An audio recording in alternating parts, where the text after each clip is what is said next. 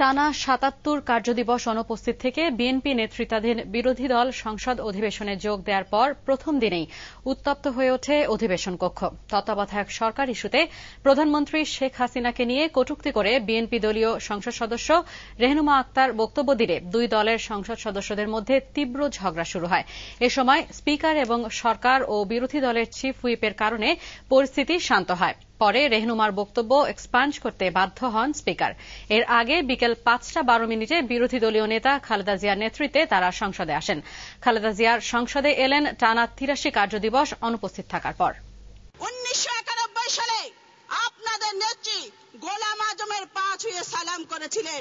৯৬ সালে তত্ত্বাবধায়ক সরকারের দাবিতে আপনারা একসাথে আন্দোলন করেছেন।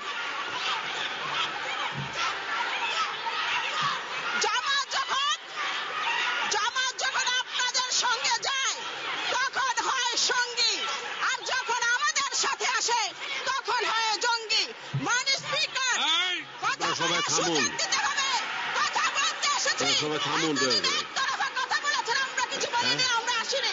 আজকে কথা বলার সুযোগ না দিলে আমরা ওয়াক আউট করতে বাধ্য হব। মানে স্পিকার, আপনারা থামুন প্লিজ, বসুন সবাই, বসায়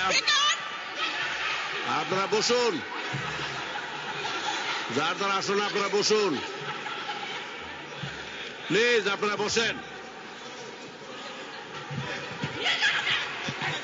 মাননীয় সদস্য কাছেই কোনো বক্তব্য না রাখাই ভালো। মাননীয় সদস্য, আপনার বক্তব্যের কটূক্তি অংশগুলি এক্সপাঞ্জ হবে।